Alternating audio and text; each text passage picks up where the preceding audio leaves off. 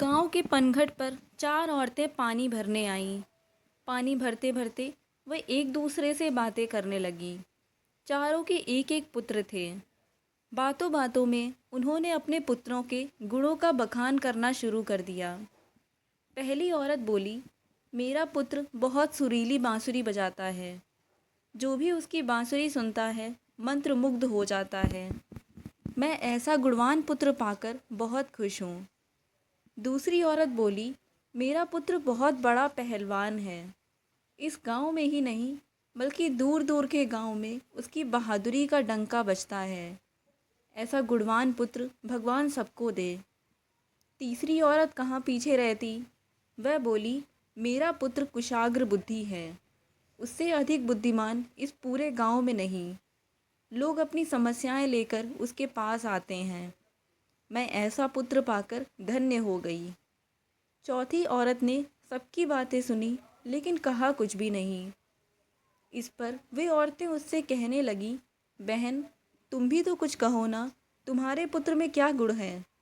कोई ना कोई गुण तो उसमें ज़रूर होगा। वह औरत बोली, क्या कहूँ बहनों, मेरे पुत्र में तुम्हारे पुत्रों की तरह कोई गुण नहीं है। उसकी बात सुनकर तीनों औरतों ने गर्व से अपना सिर उठा लिया।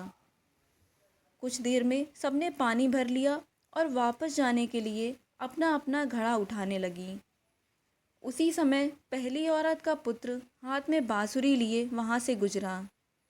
उसने देखा कि उसकी माँ पानी से भरा घड़ा उठा नहीं पा रही हैं, लेकिन वह यह अनदेखा कर बांसुरी बजाते हुए वहाँ से चला गया।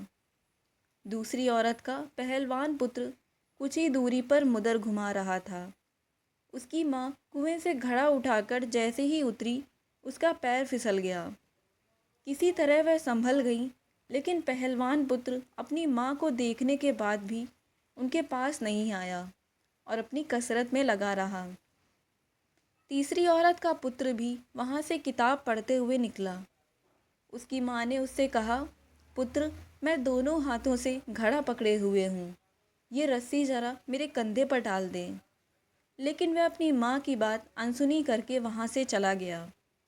तभी चौथी औरत का पुत्र वहाँ आया।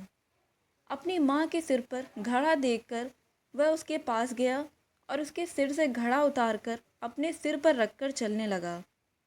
कुएं के पास बैठी एक बुढ़िया यह सब देख सुन रही थी। वह बोल पड़ी, मुझे तो यहाँ बस एक ही गुणवान पुत्र नज़र आ रहा है, वही जो अपने सिर पर घड़ा लिए जा रहा है। माता पिता की सेवा करने वाले पुत्र से गुणवान पुत्र भला कौन हो सकता है?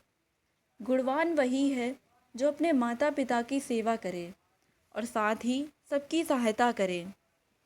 दोस्तों, आपको यह कहानी कैसी लगी कमेंट करके ज़रूर बताएं।